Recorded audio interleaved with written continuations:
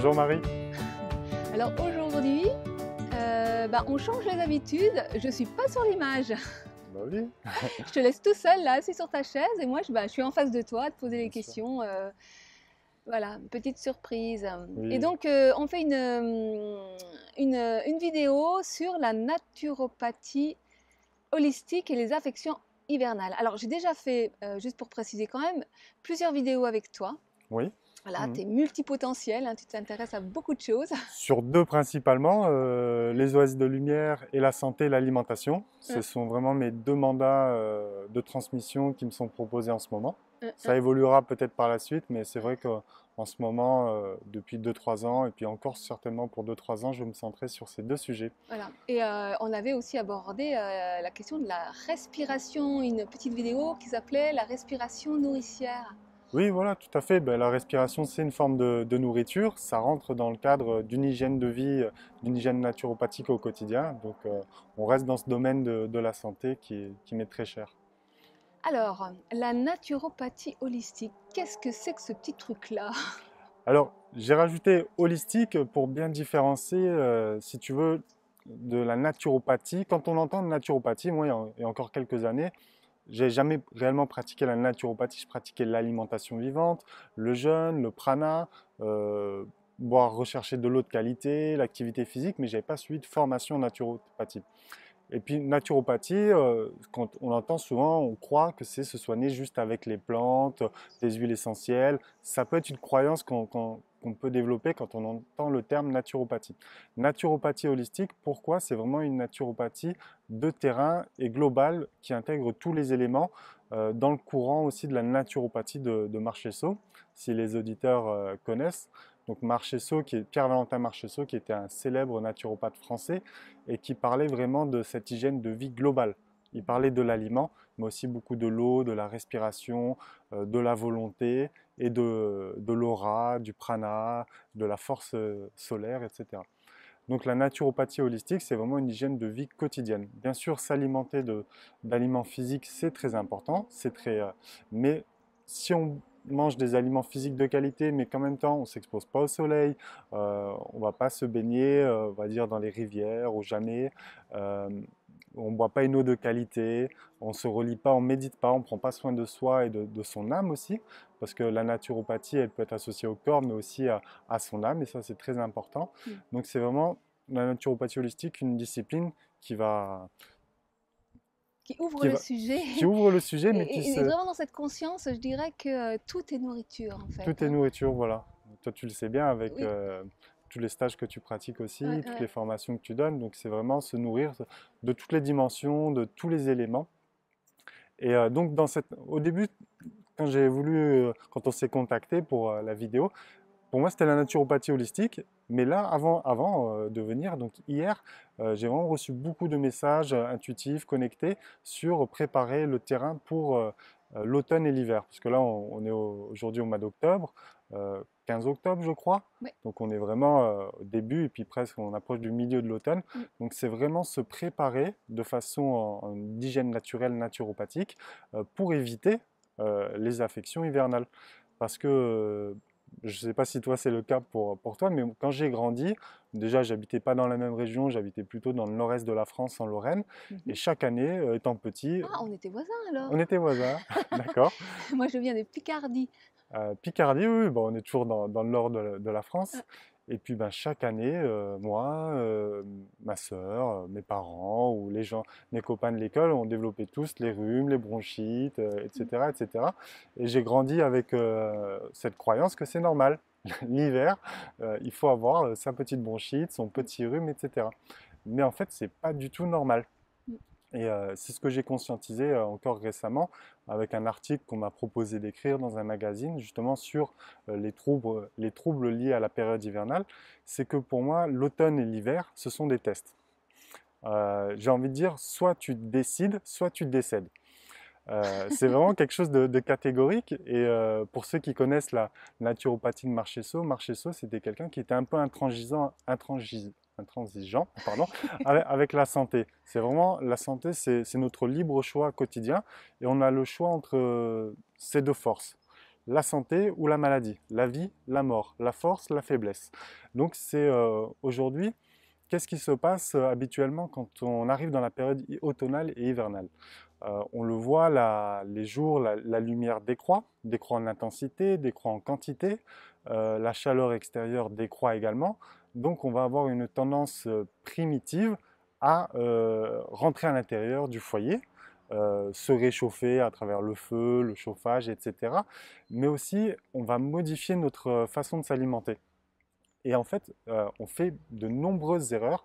On subit une décadence parce que, au lieu de rester, de s'alimenter avec une hygiène de vie naturelle et vitale, en consommant majoritairement des fruits, des légumes, des baies, des plantes sauvages de saison, dans un rapport de 60-40 ou 80-20 entre tout ce qui est aliments, fruits, légumes, et d'un autre côté, les produits amidonnés, céréaliers et protéinés, eh ben, on accroît justement cette balance, ce poids des produits céréaliers, farineux et protéinés, et aussi des aliments gras, et on décroît ceux des aliments réellement pleins de vitalité, fluides pour le corps, les intestins, donc tout ce qui est plantes, fruits, baies, etc. Et en fait, on fait une double erreur, et ça je l'ai conscientisé, mes guides me l'ont rappelé hier soir, c'est que regarde, d'un point de vue mécanique, qu'est-ce qui se passe l'hiver? Alors attends, on va laisser passer l'avion Ah parce oui, que alors là, oui, oui, c'est l'hélicoptère. ouais, c'est un hélicoptère. Ah ouais. Vas-y, Ouais, on reprend. on reprend. Donc l'hiver, l'été, tout le monde en est conscient, il y a une dilatation. Il fait plus chaud, il y a plus de soleil, et naturellement on s'expanse, on se dilate. Notre corps est plus léger, il y a cette propension. Et l'hiver, il y a une forme de rétractation. On le voit même à la Terre, lorsqu'elle gèle, la Terre, elle durcit, elle se contracte. Et voilà, l'hiver, pareil, notre corps, il va subir une rétractation. Nos organes, du système digestif, mais tous nos organes du corps, la peau, et aussi les vaisseaux sanguins et la lymphe, les vaisseaux lymphatiques. Il y a une forme de rétrécissement des vaisseaux. Alors l'image que je vais te donner par rapport à ce rétrécissement des vaisseaux, c'est un peu comme des canalisations. On pourrait prendre l'exemple des canalisations d'une ville qui transporte les déchets. Donc l'hiver, on a ces vaisseaux sanguins qui se rétrécissent dû au froid extérieur. Mais en même temps, qu'est-ce que nous on fait? Et puis la vitesse de circulation aussi du sang diminue parce qu'on est beaucoup moins actif à l'extérieur, un peu comme la sève des arbres qui nous entourent. Et ben l'hiver, la sève, elle redescend dans le sol. Il y a beaucoup moins de sève en circulation dans les arbres. Et ben c'est pareil pour notre corps. En tout cas tel qu'on le vit majoritairement, c'est-à-dire que la sève, tous les fluides corporels, le sang, la lymphe, etc., circulent moins vite dans notre corps. Donc, je résume, rétractation des vaisseaux et circulation ralentie. Mais en même temps, nous, on a trouvé le moyen d'accumuler les déchets dans l'organisme. C'est-à-dire que, alors que les vaisseaux sont moins gros et la circulation moins rapide, on augmente les déchets, donc tout ce qui est issu des produits farineux, gras, des sucreries, etc. Eh oui, eh Et oui, oui. eh oui. Et donc, qui aujourd'hui, par exemple, imaginons une ville, un village, euh, pour l'hiver, à partir de l'automne, on décide de réduire la taille des égouts, des Ouais. canalisations des égouts. Et en plus, on augmenterait les déchets en circulation dans ces égouts. Bon, on le verrait rapidement, qu'est-ce qui se passerait? Les égouts, les canalisations rentreraient à saturation. Et au bout de quelques semaines, quelques mois, pardon, bah, ça rejaillirait à la surface. On sentirait des odeurs nauséabondes, et puis à un moment donné, il y aurait tellement de pression que ça exploserait. Et ben en fait, c'est tout ce qui se passe avec les rhumes, les bronchites, les rhinopharyngites, tous ces, toutes ces affections hivernales. Ces pneumonies, voilà, tout ce qui est lié au système du poumon, des muqueuses de la face, etc. C'est simplement des réactions volcaniques euh, explosives d'une accumulation de déchets dans l'organisme qui a été par exemple avec l'excès de produits céréaliers, comme je l'ai dit, qui vont produire des cols au niveau des intestins mais qui ensuite, comme elles portent bien leur nom, ce sont des cols, elles n'arrivent pas à sortir par le côlon, elles vont remonter via la circulation lymphatique jusqu'au niveau du foie, et après aussi au niveau des poumons et des muqueuses de la face, et c'est ce qui fait qu'on a tout ce mucus qui ressort pendant l'hiver. Donc c'est très simple en fait, l'hiver, il faut vraiment choisir la santé, ne pas changer son hygiène de vie quotidienne. Rester dans cette loi des 60-40 ou des 80-20 entre les produits fruits et légumes et tout ce qui est céréales, protéines et graisses, etc. Euh, je pourrais te donner un deuxième exemple. Comme j'ai dit que la naturopathie, elle était holistique. Donc là, on a parlé des aliments denses, des aliments physiques, mais aussi le thème de l'eau. On a tendance l'hiver à s'hydrater de façon complètement différente.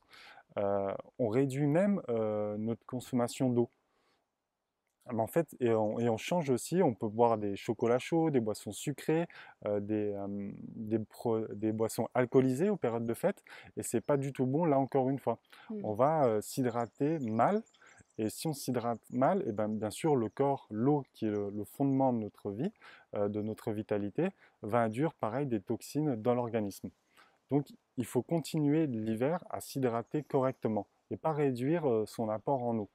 Bon, bien sûr, il y a une différence entre l'été et l'hiver, parce que l'été, avec la chaleur, il y a une évaporation de l'eau qui est naturelle, mais il ne faut pas se sous-hydrater l'hiver. Et beaucoup de gens, en fait, ce qu'ils font, ils s'hydratent mal l'hiver, ils s'hydratent moins et mal.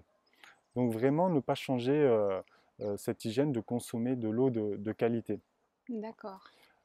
Voilà, ça c'est pour Alors l'élément. c'est bien parce que ensuite on va faire une petite vidéo sur l'eau. Oui, oui, oui. Donc j'invite les auditeurs à se référer à cette vidéo sur l'eau après. Oui, oui. Et puis après, l'eau, c'est vraiment l'aliment, la boisson la plus idéale pour le corps humain, mais on peut aussi s'hydrater à partir de jus de fruits ou de légumes de saison, betterave, céleri, voilà, prendre tout ce qu'on a cultivé. Alors il y en a plein qui disent que c'est pas la même chose, que quand on boit des jus de légumes ou que dès qu'on met quelque chose dans l'eau, ben en fait on perd la nature hydratante de l'eau.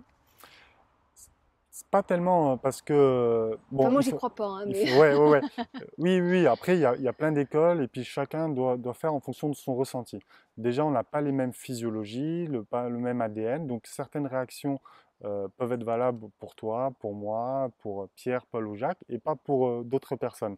Donc, on va pas dire, chacun détient sa propre vérité. On voit en santé, tout le monde a des vérités et des fois, il y a des choses qui se contredisent. Parce qu'aussi, certaines réactions dans le corps sont valables pour certains et pas pour d'autres. Bon. mm, Mais par contre, sur ce thème, comme tu m'interpelles sur la qualité de l'hydratation à travers les jus, euh, j'en parlais aussi dans la vidéo sur l'eau. Il y a un chercheur américain qui est le docteur Patrick Flanagan qui a testé la tension de surface des jus de fruits, de légumes. La tension de surface, c'est simplement euh, plus la tension de surface est faible, plus le pouvoir hydratant de la substance, du liquide est important. Il a mesuré ça surtout sur les os, mais il a aussi mesuré les jus de carottes qu'il réalisait à l'extracteur de jus. Il a repéré qu'il y avait une tension de surface extrêmement, extrêmement faible dans les jus de légumes, de fruits passés à l'extracteur. Donc si vous avez un extracteur de jus et que vous faites une petite cure de jus de fruits ou de jus de légumes pour vous, ou en stage, en séjour, etc., c'est vraiment bénéfique et hydratant.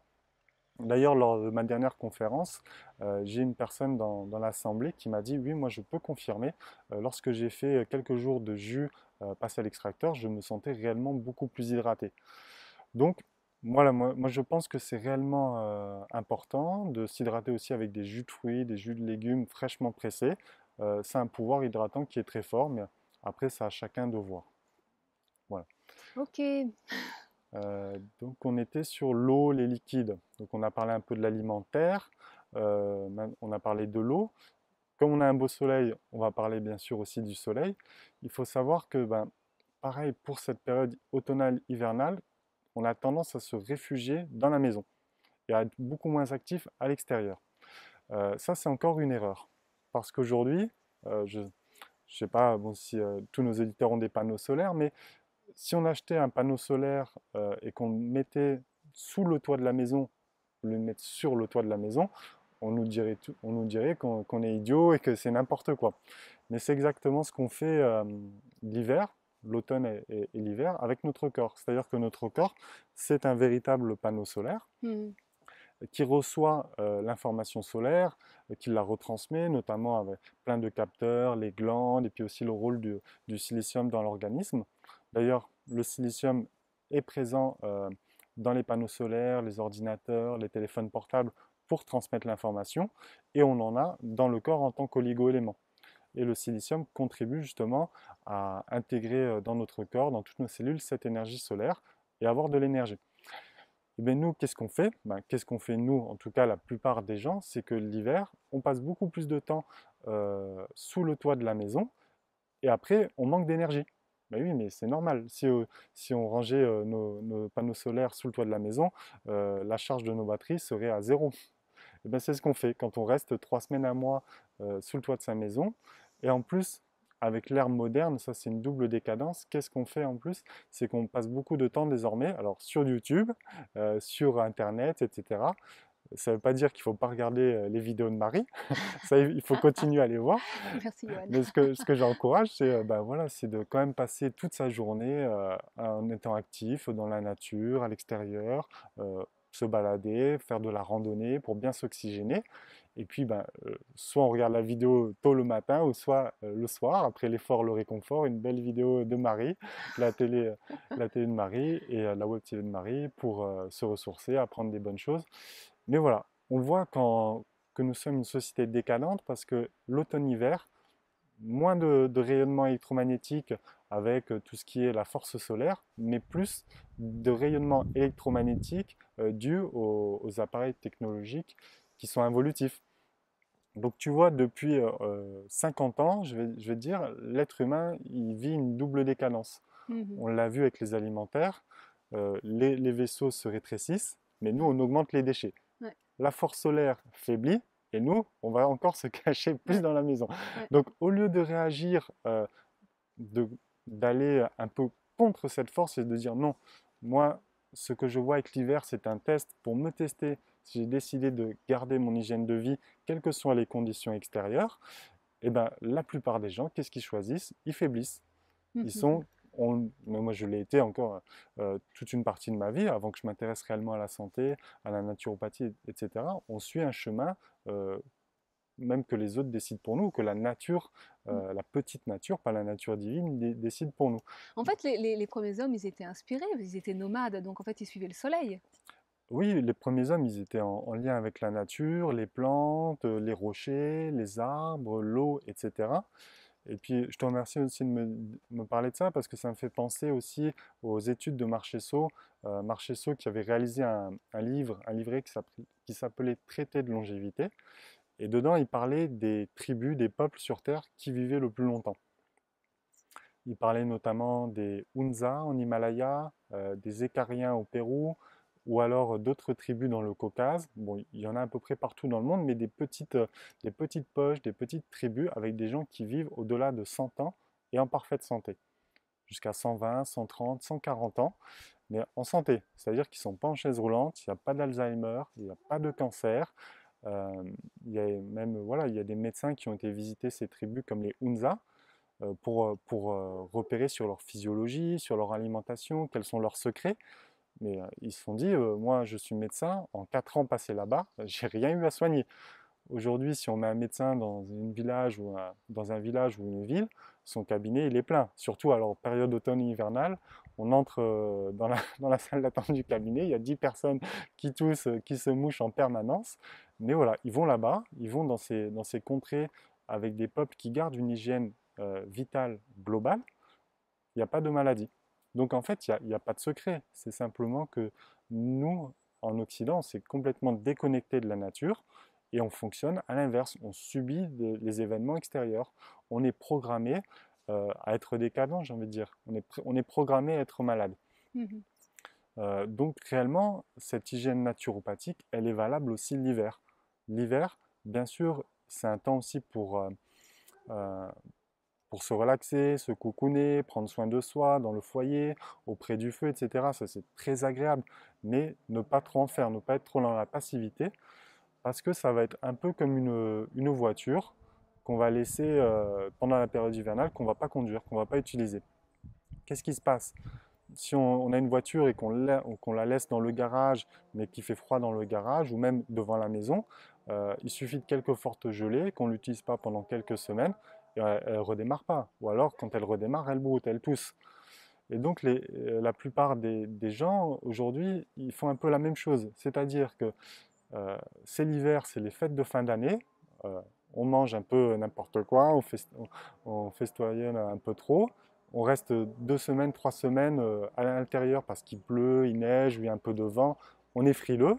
Et, hop, et dès qu'on sort dehors, eh ben, on attrape un rhume, une rhinopharyngite, une bronchite. Mais ça, la technologie extérieure, elle nous le montre. On utilise notre voiture, on n'utilise pas notre voiture pendant 3 semaines l'hiver, elle broute, elle tout saute. Et nous, on est pareil. Donc, Mhm. il faut vraiment pas perdre cette hygiène de vie Ouais. quotidienne. Alors, hygiène de vie, qu'est-ce que tu préconises particulièrement?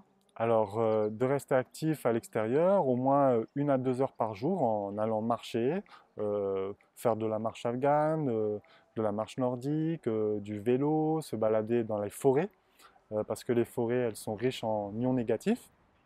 Donc les ions négatifs, ils sont bénéfiques pour la santé. Voilà, vraiment s'occuper des arbres, de la nature, préparer le terrain pour le printemps prochain, mais continuer à être actif à l'extérieur. Parce que tous ces peuples des tribus qui vont au-delà de 100 ans et en parfaite santé, qui vivent en parfaite santé, ils restent actifs. C'est-à-dire qu'ils vont chercher leur nourriture, ils vont chercher l'eau à l'extérieur, ils continuent même de se baigner dans les rivières froides, Mhm. euh, presque glacées des montagnes de l'Himalaya. Et, euh, et c'est une hygiène de vie quotidienne. Aujourd'hui, il y a, peut-être les éditeurs connaissent, et toi aussi, c'est Wim Hof. C'est un Néerlandais, justement, qui, euh, qui initie les gens à se baigner dans les eaux glacées Ah, euh, toute l'année. Et il dit justement que c'est ça qui va leur apporter la santé. d'accord. Mais c'est une réalité. Parce que quand on se baigne, quand on se dit, on, on transmute cette frilosité occidentale, parce qu'on est habitué à avoir le confort chez nous, de l'eau chaude. Il y a juste à tourner un bouton et puis on a l'eau à 45 degrés, 40 degrés. Donc c'est très confortable, mais ça nous endort. Alors que si on reste dans un cycle de baignade, un cycle de marche, alors que dehors il peut sembler faire froid, eh ben, le corps il va stimuler ses propres hormones et ses défenses immunitaires, j'ai envie de dire.